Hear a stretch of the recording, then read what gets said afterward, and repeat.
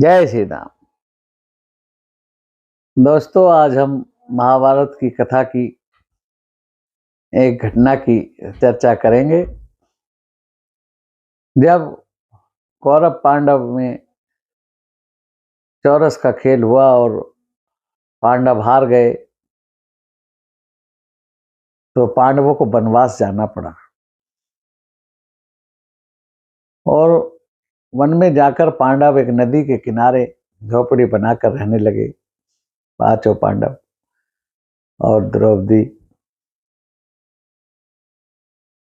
तब युधिष्ठिर ने सोचा कि भाई, मैं तो राजा था, मेरे यहाँ कोई भी याचक आ सकता है, इसलिए मुझे कुछ व्यवस्था करनी चाहिए। किस प्रकार ऐसी व्यवस्था हो, इसलिए वो सूर्य देव की उपासना करने लगे और उन्होंने सूर्य देव की तपस्या की और सूर्य देव को प्रसन्न किया। सूर्य देव तब प्रकट हुए और कहने लगे, हे राजन, आपको क्या चाहिए बताइए। युधिष्ठिर ने अपनी समस्या उनके सामने रखी। इस प्रकार मैं पहले राजा था, अब यहाँ वन में झोपड़ी में रहता हूँ, कोई भी याचक मेरे यहाँ आ सकता है, तो उसकी किस प्रकार में भोजन की व्यवस्था हो, मैं इसी चिंता में हूँ। मुझे कुछ ऐसा कोई पात्र, कुछ ऐसा दीजिए जिससे मैं उनको किसी को भी भोजन करा सकूं। तब सूर्यदेव ने एक तांबे का अक्षय पात्र दिया और कहा, हे राजन, इसे अक्षय पात्र है कि इसमें जितना मर्जी भोजन बना सकते हो, अनेक प्रकार के व्यंजन इसमें से निकल सकते हैं। बस एक शर्त है कि जो भी आपकी पत्नी इसका इस्तेमाल करेगी, जब वो भोजन कर लेगी, उसके बाद इसमें से कुछ नहीं निकलेगा। उससे पहले जितना मर्जी भोजन निकालो, आप 1 लाख आदमियों को खिला दो, इसमें निकलता रहेगा। अब ऐसा अक्षय पात्र मिलकर युधिष्ठिर बहुत ही प्रसन्न हुए। उन्होंने आकर द्रौपदी को दिया और द्रौपदी को सारा वृत्तांत बताया और ये भी बताया कि इसमें जब लास्ट में तुम भोजन कर लोगी और इसको धो दोगी, इसके बाद इसमें कुछ नहीं निकलेगा। अब इस बात की खबर दुर्योधन ने अपने जासूसों से लगवा ली और एक बार दुर्वासा मुनि हस्तिनापुर आए अपने शिष्यों के साथ।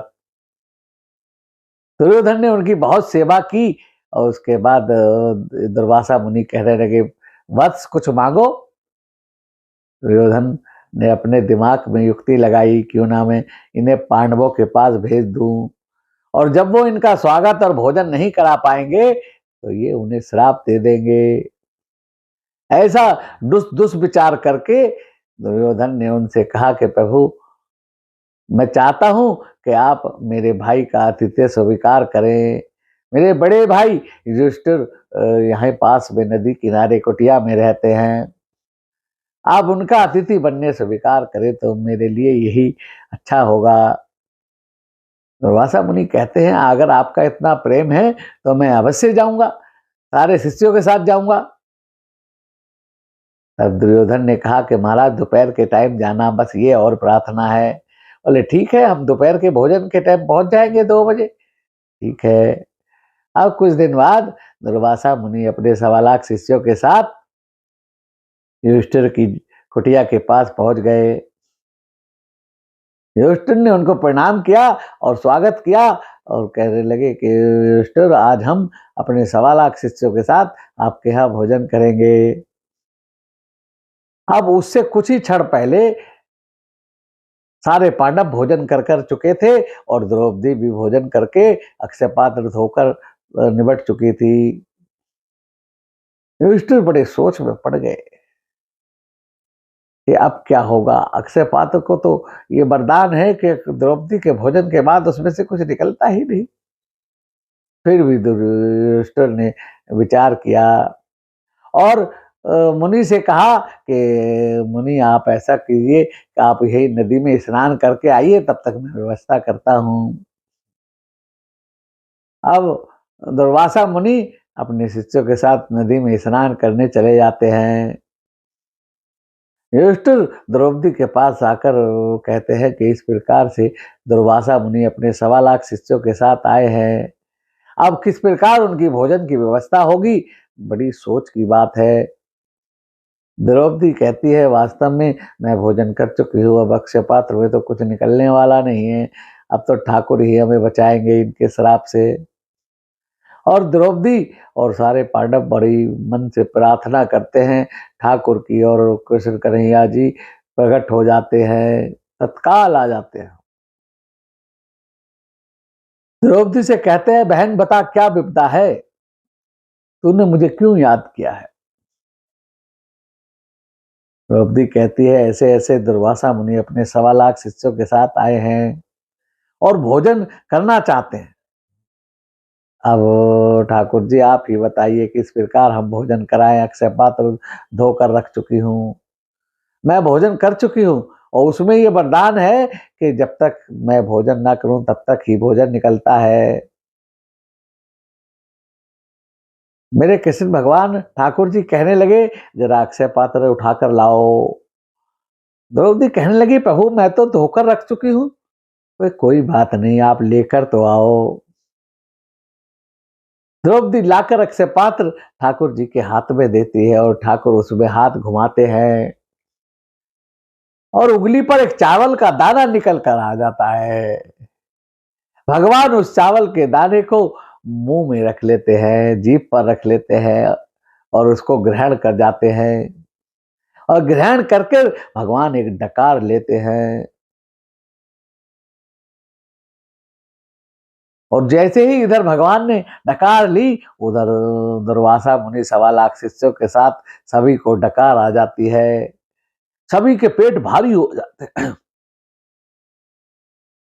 भगवान इधर भगवान कृष्ण कहते हैं द्रौपदी आज तूने पूरे विश्व के जीवों को भोजन कराया है, तेरा बहुत पुण्य बढ़ गया है। उधर दुर्वासा मुनि अपने चेलों से कहते हैं कि शिष्यों क्या बात है, मुझे ऐसा लग रहा है मेरा पेट बहुत भारी हो गया है और डकारें आ रही, अभी थोड़ी देर पहले तो मुझे बहुत भूख लगी थी। चेले कहते हैं गुरुजी हमारा भी यही हाल है। अब गुरुजी कहते हैं कि यदि हम यहाँ रुके और युधिष्ठिर हमें भोजन के लिए बुलाने आ गया तो हम तो भोजन कर नहीं पाएंगे, इससे राजा का अपमान हो जाएगा, चलो चुपचाप निकल लेते हैं। और दुर्वासा मुनि अपने 1.25 लाख शिष्यों को लेकर चुपचाप निकल जाते हैं। उधर युधिष्ठिर इंतजार करते रहते हैं, लेकिन दुर्वासा मुनि नहीं आते तो नकुल को भेजते हैं। नकुल जी नदी पर जाकर देखते हैं तो नदी खाली पड़ी है। वापिस आकर अपने भाई को बताते हैं कि नदी में तो कोई भी नहीं है, लगता है दुर्वासा मुनि स्नान करने के बाद वापिस जा चुके हैं। अब कृष्ण भगवान जी मुस्कुराते हैं, कहते हैं युधिष्ठिर अब वो वापिस आने वाले नहीं है, उनको डकार आ चुकी है, पेट उनका भर चुका है। युधिष्ठिर पूछते हैं ठाकुर किस प्रकार से ये हुआ और उनको कैसे उधर पूर्ति हो गई। ठाकुर कहते हैं जब परमात्मा की उधर पूर्ति हो गई तो सारे जीवों की उधर की पूर्ति हो गई, आप इसमें संशय ना करें। और ठाकुर जी दुर्वासा मुनि के श्राप से पांडवों को बचाते हैं। भगवान की पांडवों पर बड़ी कृपा है, द्रौपदी पर बड़ी कृपा है, द्रौपदी बहुत धन्यवाद देती है और ठाकुर विदा होते हैं। बोले कृष्ण कन्हैया लाल की जय। ये कार्तिक मास चल रहा है, कार्तिक में ठाकुर की कथाओं की बड़ी महिमा है और तुलसी माता की पूजा की बड़ी महिमा है। सभी को रोज तुलसा जी में सुबह शाम घी का दीपक जलाना चाहिए, घी ना हो तो तिल के तेल का दीपक जलाए, तिल का तेल ना हो तो सरसों के तेल का दीपक जलाए, लेकिन जरूर जलाए, इससे धन प्राप्ति होती है, घर में सुख शांति होती है। और जो ठाकुर तुलसी की पूजा करता है मेरा ठाकुर उस पर बड़ी दया और कृपा करता है। बोले कृष्ण कन्हैया लाल की जय, बोला रानी सरकार की जय। जय जय श्री राधे श्याम। भाई और दोस्तों, आज की वीडियो पसंद आए तो लाइक शेयर करना, सब्सक्राइब ना किया हो तो लाल बटन को, सब्सक्राइब के बटन को दबाना, बेल आइकन को दबाना। हम इसी प्रकार कृष्ण जी की कथाएं करते रहेंगे। जय श्री राम।